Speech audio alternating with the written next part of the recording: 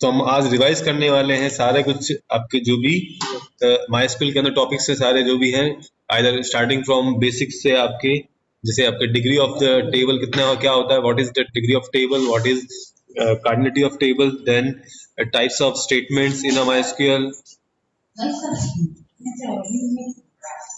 either starting with data definition language, DDL commands, then DML command, data manipulation language commands, then TCL commands, transition control language command. So then types of commands in a Python, MySQL, that is starting with create database, create tables, show databases, show tables, then use command, then queries, select based queries, सारे जो parts हैं वहाँ पे हम discuss करने वाले हैं। Then कल उसका एक एग्जाम होगा वहाँ पे, तो वही मैं आपको कल सिर्फ एसक्यूएल के ही क्वेश्चंस आएंगे वहाँ पे, और वही आपके उसके रिलेटेड क्वेश्चन जो है, जैसे क्वेश्चन कल आने वाले हैं उसके रिगार्डिंग क्वेश्चन जो है आपकी हाफ ईयरली, जो हम जनरली सारा कुछ सिलेबस कंबाइन कर रहे हैं, तो half yearly come all syllabus का टेस्ट जो है आपका वो पॉसिबल है। सो हम एक एक यूनिट पढ़ेंगे, प्रैक्टिस करेंगे, देन उसका नेक्स्ट डे एग्जाम होगा। तो आज हमारा माइस्क्यूएल, तो कल हम इन केस हो सकता है वेडनेसडे को हम माइस्क्यूएल का टेस्ट लें, तो आज और कल आपके माइस्क्यूएल, देन वेडनेसडे को हम टेस्ट लेंगे वहां पे। तो टुमारो की जगह इन केस हम वेडनेसडे को ले सकते हैं, तो कल हम हो सकता है कि छोटा सा मैं आपको क्वेश्चन दे दूं वहां पे और टेस्ट ले सकते हैं, और वेडनेसडे को भी इसका टेस्ट होगा। फ्राइडे को हम लेंगे पाइथन, तो कल हो सकता है वेडनेसडे और फ्राइडे को हम पाइथन पढ़े वहां पे, पाइथन का टॉपिक जो थोड़ा लेंदी है, एंड देन सैटरडे को टेस्ट होगा आपका पाइथन का। देन मंडे को दो यूनिट्स होंगे आपके वहां पे, सोसाइटल इम्पैक्ट ऑन आईटी, जो भी है सोसाइटल इम्पैक्ट ऑन आईटी, और साथ में आपके वो कंप्यूटर नेटवर्क्स, तो उसके रिगार्डिंग टेस्ट होगा थर्सडे को, ट्यूसडे को वहां पे। तो उसके बाद में आपकी जो भी प्रॉब्लम्स हैं उसी के ड्यूरेशन में हम आपकी जो प्रॉब्लम्स है वो भी सॉल्व करेंगे, जो भी प्रॉब्लम आपको आई है, और फिर जब हाफ ईयरली हो जाएगा उसके बाद हम प्रोजेक्ट की बात करेंगे, प्रोजेक्ट में क्या क्या प्रॉब्लम्स है आपकी, एंड देन तो आपको प्रोजेक्ट भी साथ साथ में डिस्कस करते रहना है कि क्या चीज है, कितने ग्रुप्स आपने अभी तक सेंड नहीं किए, तो you have to send members in team members जो भी आपके हैं, क्या आप कौन सा प्रोजेक्ट बनाने वाले हैं, प्रोजेक्ट के बारे में सारी कुछ इन्फॉर्मेशन सेंड करेंगे। उसके बाद मैं आपको बताऊंगा वहां पे कि आपको क्या डिफाइन करना है, क्या चीज बनानी है वहां पे, और कितना पार्ट तक आप उसको डिजाइन और डेवलप करना। तो नेक्स्ट चीज है, हम स्टार्ट कर रहे हैं आज एसक्यूएल के साथ में। एसक्यूएल में क्या क्या पढ़ने वाले हैं हम, तो एसक्यूएल क्या मैं कुछ रिवाइज करने वाला हूं।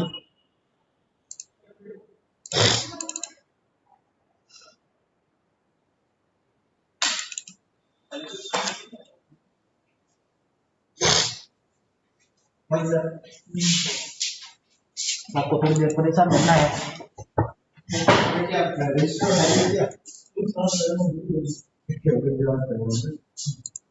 वो आज मैंने बच्चों को क्या बोलते हैं टेस्ट किया, तो उसमें खाली एक फाइल अपलोड हो रही है, एक ही होगी हमने एक ही की बात की ना, पीडीएफ तो एक ही बनानी बच्चों को, एक बच्चा कन्वर्ट कर पूरे को पीडीएफ में कन्वर्ट कर, 10 पेज है मान लो, तो अपन पीडीएफ कैसे कन्वर्ट, फोटो बड़ा कर दो, सब कन्वर्ट कर दो हम, ऐसे तो बच्चे क्या एक एक फोटो अपलोड करने की कोशिश करते हैं।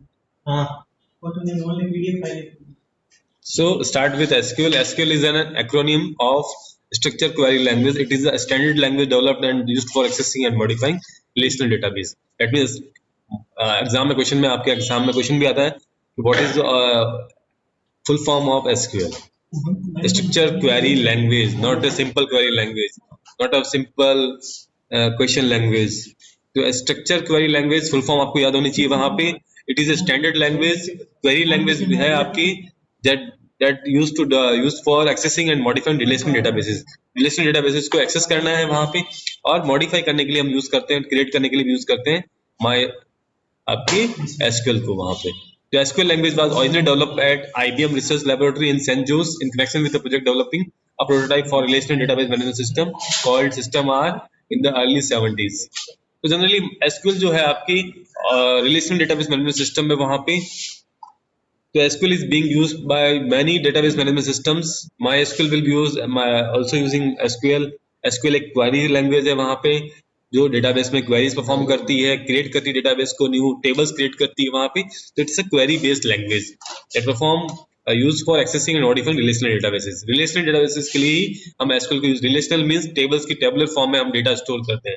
सेकंड थिंग, एसक्यूएल जो है, जो database management system, database management system एक सॉफ्टवेयर प्रोग्राम है जो आपके एसक्यूएल को यूज करता है डेटाबेस को क्रिएट करने के लिए, मॉडिफाई करने के लिए, थर्ड उसको एक्सेस करने के लिए डेटाबेस को।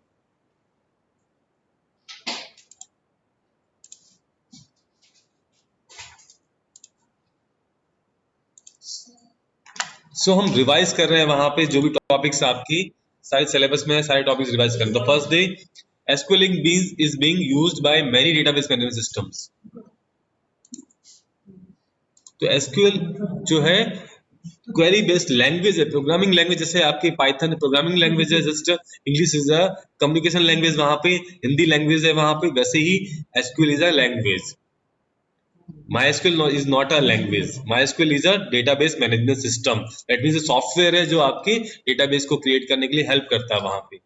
तो वो MySQL जो है आपके SQL को यूज करता है वहां पे to create a database, to modify a database, to access a database. Then PostgRE SQL, Oracle भी यूज करता है SQL को ही वहां पे, SQLite माइक्रोसॉफ्ट SQL सर्वर है वो भी यूज करता है वहां पे। Then advantage of using SQL, structure query language को यूज करने के क्या एडवांटेज है वहां पे।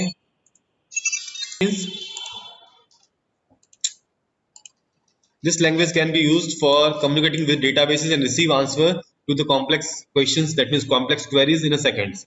तो हम डेटाबेस के साथ कम्युनिकेट कर सकते हैं वहां पे, क्वेरीज करते हैं वहां पे, एंड देन डेटाबेस से हम रिजल्ट्स में मिलते हैं with in seconds, with in less than second. तो मल्टीपल डेटा व्यूज, आपके क्वेरीज के बेसिस पे आपको रिजल्ट्स के व्यू मिलते हैं वहां पे, तो इसको बोलते हैं logical views. User can make different views of databases for different users. तो स्ट्रक्चर के हम चेंज कर सकते हैं वहां पे। Then portability, SQL can be used in program in PCs, servers, laptops and even some of the mobile applications and even on different DBMS softwares. No coding needed. It is very easy to manage the database system without any need to write the substantial amount of code by using the standard SQL. तो well defined standards है, long establish bye ANSI वो support कर रहा है, ISO को support करता है। Non SQL database जो एसक्यूएल सपोर्टेड है वहां पे उनको ISO वगैरह से। तो MySQL is currently the most popular open source database software है, ओपन सोर्स है, वहां पे फ्रीली अवेलेबल है। It is a multi user multi threaded database management system. MySQL is specially popular on the web. ये आपके part है वहां पे लैम्प, जहां पे लिनक्स, अपाचे, MySQL और PHP। तो कुछ जो वेबसाइट्स आपके जो PHP में बनती है वो वहां पे MySQL को सपोर्ट करती है वहां पे।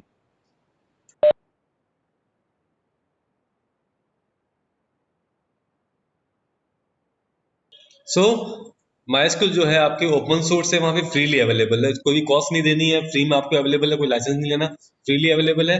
और ये आपके ओपन सोर्स भी है वहां पे, जिसके अकॉर्डिंग दूसरे लोग भी यूज कर सकते हैं। तो ये लैम्प का पार्ट है, दैट मीन लैम्प में L for Linux, A for Apache, M for MySQL and PHP for P। और वैम्प है आपके WAMP, विंडोज, अपाचे, MySQL और PHP। तो जैसे कुछ PHP में जो वेबसाइट्स बनती हैं वो आपके लैम्प और वैम्प सर्वर को यूज करती है वहां पे। तो यहाँ पे ये है, तो यहाँ पे MySQL AB was developed by Michael Widnes Monty, जिसका फुल शॉर्ट नेम है, then David Axmarks, Allan Larsson in Sweden year 1995। MySQL के कुछ फीचर्स हैं, open source, free of cost, it is open source and available at free of cost, freely available है, open source है वहां पे। Portability है, small enough in size to install and run it on any types of hardware and OS like Linux. तो ये portable है यहाँ पे, तो ये कोई भी हार्डवेयर डिवाइस है उस पर चल सकता है आपकी। और ऑपरेटिंग सिस्टम जो है आइदर लिनक्स है वहाँ पे, MS DOS है, MS विंडोज है वहाँ पे, मैक है, उन सब पे चलता है। तो यहाँ पे ऑपरेटिंग सिस्टम का कोई प्लेटफॉर्म इंडिपेंडेंट है वहाँ पे, कोई आपके लिनक्स पे भी का वर्जन अवेलेबल MySQL का, विंडोज का भी अवेलेबल है, और मैक ओएस जो आपके एप्पल ओएस है वहाँ पे उसके लिए। फिर ये सिक्योरिटी सिक्योर है वहाँ पे, databases are secured and protected with password place है वहाँ पे, पासवर्ड के बिना कोई भी डेटाबेस को एक्सेस नहीं कर सकता वहाँ पे। कनेक्टिविटी है, तो कनेक्टिविटी के लिए बहुत सारे APIs, that means application program interfaces are available है आपके MySQL के लिए भी।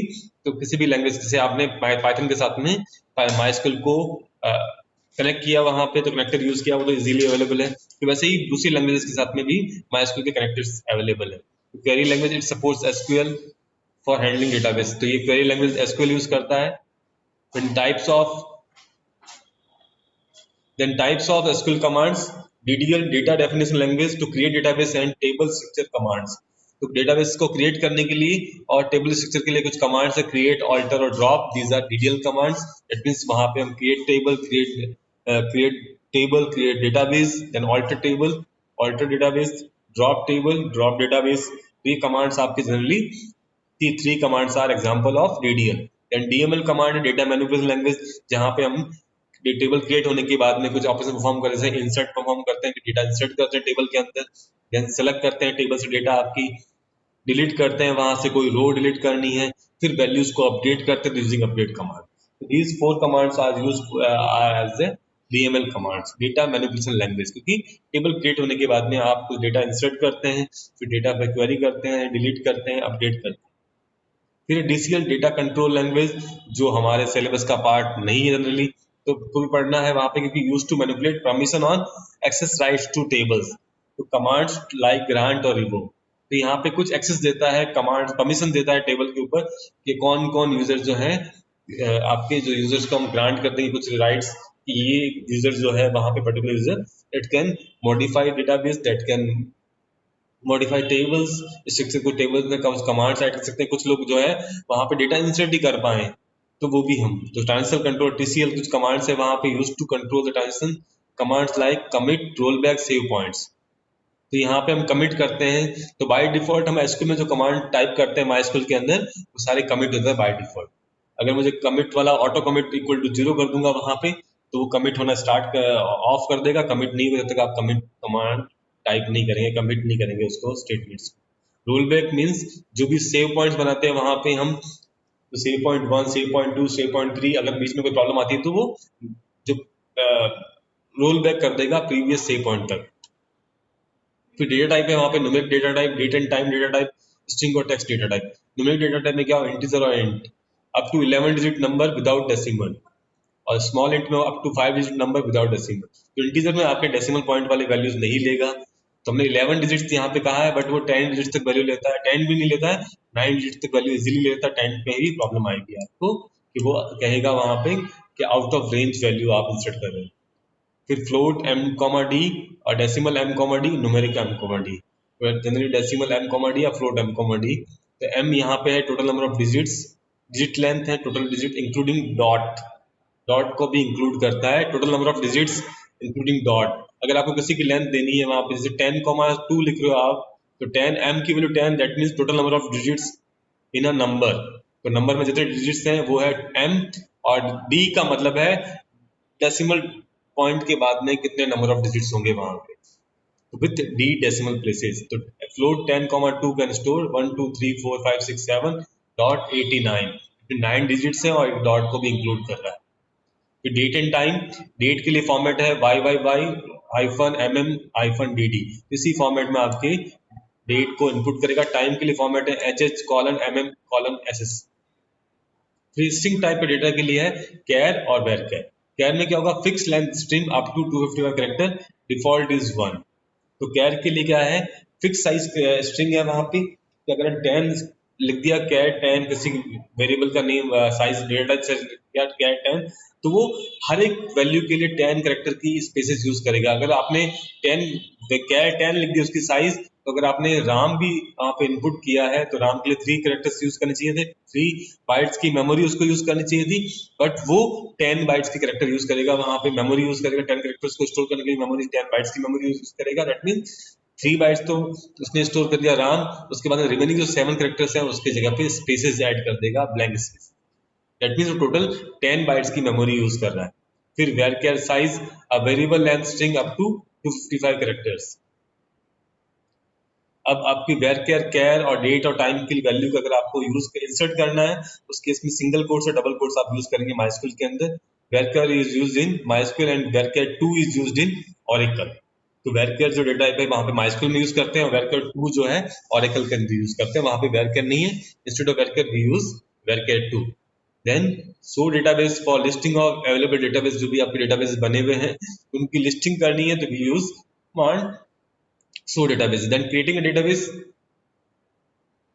तो उसके लिए क्रिएट डेटाबेस माई स्कूल, उसके थ्रू हम डेटाबेस क्रिएट करेंगे वहां पे my school. Deleting a database MySQL, drop database, फिर डेटाबेस का नेम, क्योंकि ड्रॉप कमांड मैंने आपको बताया वहां पे क्रिएट कमांड भी जो है टेबल और डेटाबेस दोनों क्रिएट करता है, ऑल्टर कमांड भी आपके ऑल्टर करता है, चेंज करता है वहां पे टेबल और डेटाबेस दोनों को, और ड्रॉप भी आपके टेबल और डेटाबेस दोनों को ही ड्रॉप करता है। Drop database, database name, drop table, table name. फिर आपको डेटाबेस क्रिएट हो गया वहां पे, तो you can use my SQL, that means database आपने जो क्रिएट किया उसको यूज करोगे तभी आप उसके अंदर टेबल्स को, तो उसके अंदर टेबल्स शो करनी है। तो to show list of tables in open database, my school के अंदर क्या दिखना है, माई स्कूल के अंदर क्या क्या टेबल्स बनी है, तो शो टेबल्स कमांड आप यूज करोगे। फिर उसके अंदर टेबल अगर क्रिएट करनी है तो creating a table in database is achieved with create table statement, तो क्रिएट टेबल, फिर टेबल का नेम, देन जो भी कॉलम है कॉलम का नेम आएगा, देन उसका डेटा टाइप आएगा वहां पे, कोई कंस्ट्रेंट आप अप्लाई करो, प्राइमरी की, यूनिक, चेक, कंस्ट्रेंट, कुछ भी आप अप्लाई कर रहे हो वो यूनिक, नॉट नल, डिफॉल्ट, सब कुछ उसके आगे, फर्स्ट नेम, ये सारे कुछ one by one, and then bracket close, semicolon. Desktop क्या करेगा, टू द व्यू, डेस्कटॉप जो डिस्क्राइब या डेस्क, DESC, जो ये कमांड है that is use to view the structure of table, अगर स्ट्रक्चर टेबल व्यू करना है तो स्ट्रक्चर ऑफ टेबल में क्या कॉलम का नेम आता है, देन डेटा टाइप आता है, साइज आती है वहां पे, फिर उसका कोई भी कंस्ट्रेंट सा फॉलो कर रहा है प्राइमरी की जो भी है, फिर आपके कुछ और मल्टीपल कंस्ट्रेंट्स है वहां पे, तो उन सब के लिए डिफॉल्ट नल है, नल वैल्यू यस है, नो है वहां पे उसके लिए। Then database commands in MySQL connects to insert new rows into an existing data table. Use insert command. So we use insert command to insert new row into an existing table. Existing table में अगर कुछ rows मुझे add करनी तो उसके लिए insert into इस table का name then values. और आप चाहें तो वहां पे पर्टिकुलर कॉलम्स की वैल्यू इनपुट करनी है तो इंसर्ट इनटू स्टूडेंट, फिर टोटल कॉलम्स के नेम आएंगे, जिस ऑर्डर में आप कॉलम के नेम लिखोगे उसके अकॉर्डिंग आपको वैल्यूज डिफाइन करनी है। देन वैल्यूज, और वैल्यूज जो भी है वो आप इस तरह से डिफाइन कर सकते हैं। फिर general form of select is, select command जो है आपके क्वेरीज के बेस पे, टेबल में जो डेटा आपने स्टोर किया उनके ऊपर क्वेरीज परफॉर्म करनी है, उसके लिए हम सेलेक्ट यूज करते हैं। What to select, field from table, तो सेलेक्ट कमांड आपके क्या सेलेक्ट करना है टेबल में से, क्या आपको व्यू करना है उसके बेसिस पे सेलेक्ट, देन फील्ड के नेम आएंगे फ्रॉम टेबल, जो भी टेबल है उससे। फिर where condition, that the data must satisfy, where के बाद कंडीशन लगती है, किस तरह की कंडीशन आपको प्लेस करनी है वहां पे। Comparison operator less than equal to not equal to, not equal to के लिए भी सिंबल है वहां पे, लेस देन और ग्रेटर देन का साइन आता है, ग्रेटर देन इक्वल टू, और नॉट इक्वल टू में आपकी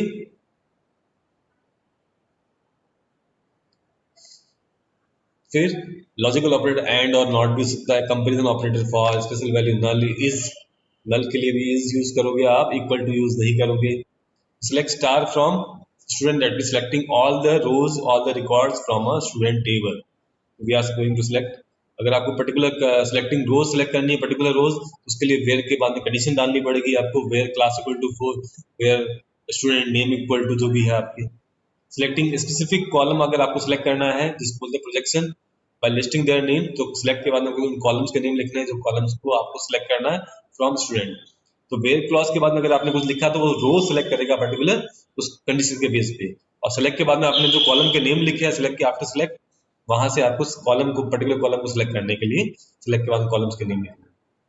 selecting rows with null value in specific column, selecting अगर नो वैल्यू सिलेक्ट करनी है तो is null, city is null, जहां पे सिटी के अंदर नल वैल्यू है उसको सिलेक्ट करना है स्टूडेंट टेबल में से, तो वहां पे between to access data in specify range 4 and 6, both को इंक्लूड करता है वहां पे। तो पर्टिकुलर रेंज में आपको वैल्यू अगर आपको सिलेक्ट करनी है तो where class between 4 and 6, that mean 4 और 6 से लेके 4, 5, 6, तो 4, 5, 6 क्लास में से आपको स्टूडेंट का डेटा आपको प्रिंट करवाना है, सिलेक्ट करना है, then you use class between 4 and 6, between use आता है आपके रेंज के लिए। और इन ऑपरेटर क्या करता है, लिस्ट में से कोई एक पर्टिकुलर वैल्यूज लेनी है वहां पे, तो इन 4, 5, 6, तो क्लास इन 4, 5, दैट मीन्स पहले क्लास 4 जहां जहां पे वैल्यू क्लास की वैल्यू जो है 4 होगी उन स्टूडेंट का डेटा लेके आएगी, फिर 5 होगा उसका डेटा लेके आएगी, फिर 6 होगा उनका डेटा लेके आएगी। यहाँ पे लिस्ट ऑफ वैल्यूज के लिए है आपके इन ऑपरेटर। फिर पैटर्न मैचिंग के लिए स्टार और परसेंटेज और अंडरस्कोर।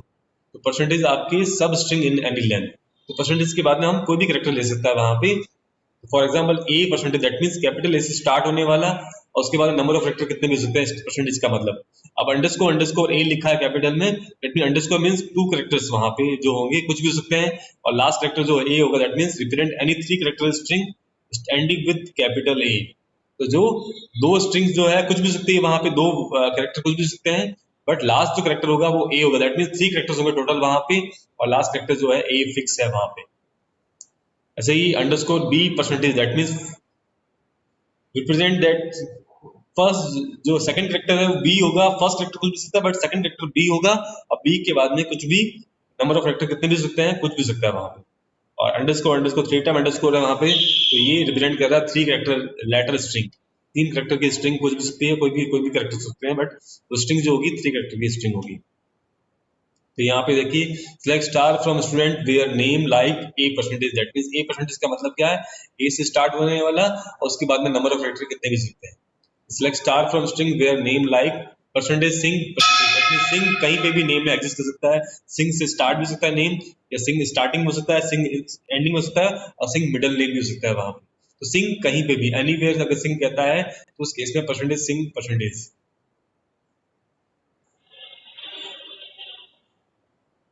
फिर select star from student order by class, तो ऑर्डर बाय यहाँ पे किसी को भी अरेंज करना है असेंडिंग डिसेंडिंग ऑर्डर में, कोई भी सीक्वेंस में अरेंज करना है तो वहां पे हम क्लॉज यूज करते हैं order by. Order by then किसके थ्रू ऑर्डर करना है, कौन से कॉलम के बाय ऑर्डर करना है, तो ऑर्डर बाय क्लास डेस्क। तो डिसेंडिंग ऑर्डर के लिए DSC, और आप चाहें तो ASC फॉर असेंडिंग ऑर्डर, और बाय डिफॉल्ट असेंडिंग ऑर्डर में ही अरेंज करता है वहां पे। तो display data after removal of duplicate values from specific column, अगर स्पेसिफिक कॉलम से अगर आपको डुप्लीकेट वैल्यूज हटानी है तो उस केस में यूज करते हैं हम keyword distinct. Select distinct bracket के अंदर क्लास, तो क्लास में जो भी डुप्लीकेट क्लासेस होंगी उनको हटा देगा from student, that means class column को आपको सिलेक्ट करना है, बट क्लास में जो वैल्यूज आपको चाहिए उस कॉलम में वो सारी आपको डिफरेंट वैल्यू चाहिए, तो उस केस में हम यूज करेंगे क्लास के आगे लिखेंगे distinct class. Delete from student where class first name equal to Amar, तो डिलीट कमांड आपके जो है डिलीट फ्रॉम स्टूडेंट अगर मैं लिखता हूं उसके इसमें सारी रोज को डिलीट कर देगा। अगर वेयर क्लॉज यूज करता हूं तो पर्टिकुलर सिलेक्टेड रो को डिलीट करेगा वहां पे, जैसे first name equal to Amar, तो जहां जहां पे अमर फर्स्ट नेम होगा उन रोज को डिलीट कर देगा, बाकी को डिलीट नहीं करेगा। अपडेट करने की वैल्यूज को, अगर एंट्रीज को अपडेट करना है, वैल्यूज को मॉडिफाई करना है, तो उसके लिए हम अपडेट कमांड यूज करते हैं। तो अपडेट स्टूडेंट सेट, जो कॉलम को वैल्यू सेट करनी है तो उस कॉलम का name class equal to V, that mean 5th class करना है यहाँ पे, वेयर फर्स्ट नेम श्रेया है। तो इस तरह से हम सब कुछ सेट करेंगे। Database command in MySQL creating tables with constraints, तो आपको ध्यान रखना है following constraints are commonly used in SQL, not null constraints, that means not null means is ensure that a column cannot have a null value। अगर not null लिखा है table create करते समय किसी वेरिएबल के लिए, जैसे लिखा आपने name varchar 20 then not null, that means name जो कॉलम है आपकी वो null वैल्यू कंटेन नहीं करेगा, not null means null value नहीं एक्सेप्ट करेगा। यूनिक लिखते हो आप वहां पे पर्टिकुलर कॉलम के लिए, तो वहां पे आप डिफरेंट वैल्यूज डालोगे बट वो null वैल्यू लिख सकता है। एंड प्राइमरी की अगर डिफाइन करते हो तो नॉट नल और यूनिक का जो कंस्ट्रेंट है दोनों फॉलो करेगा, दैट मींस यूनिक वैल्यू भी उस पर्टिकुलर कॉलम में अगर प्राइमरी के लिखा है बट वो नॉट नल वैल्यू को भी एक्सेप्ट नहीं करेगा। नॉट नल का मतलब नल वैल्यू नहीं लेगा, ब्लैंक फील्ड नहीं छोड़ सकते उस कॉलम को। बट यूनिक वाले केस में क्या होगा, यूनिक होगा दैट मींस डिफरेंट वैल्यू लेगा बट नल को एक्सेप्ट कर सकता है। बट प्राइमरी की आ गया तो not null plus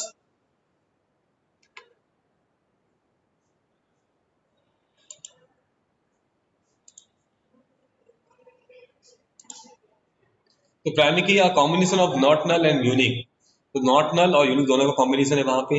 not null that means null value accept नहीं करता है, यूनिक मींस सारी वैल्यू डिफरेंट होगी। Uniquely identify each rows in a table, तो प्राइमरी की जनरली एक रो को ही, टेबल में से बहुत सारी रोज हैं बट आपको जनरली एक ही रो आइडेंटिफाई करनी है, उसके लिए यूज करते हैं प्राइमरी की।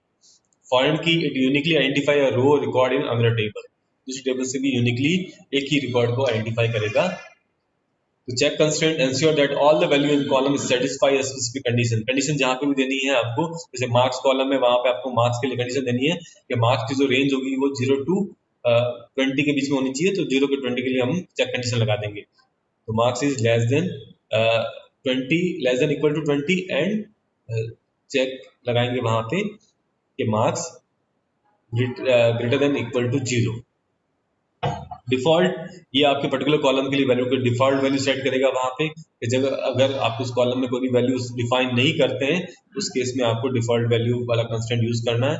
देन इंडेक्स, ये आपके जनरली डेटाबेस से इंडेक्सिंग करते हैं, हम सीरियल वाइज लगाते हैं, जैसे 1 इंडेक्स दिया 2 इंडेक्स, तो इजीली हम वापस उनको वैल्यू को रिट्राइव कर सकें। Database command in MySQL, creating table with constraints, ये आपके डेटाबेस कमांड है to create a table, create table orders. Altering table है, अगर आपकी ऑल्टरिंग टेबल में फर्स्ट है ऐड कॉलम, तो कॉलम अगर आपको ऐड करना है वहां पे तो ऐड कॉलम का नेम दे मीडिया टाइप और साइज उसकी जो भी कंस्ट्रेंट अगर देना है उसका भी दे सकते हो। फिर पर्टिकुलर कॉलम को आपको ड्रॉप करना है आपको, तो ड्रॉप कॉलम या ड्रॉप फिर कॉलम का नेम, तो डायरेक्टली वो कॉलम टेबल से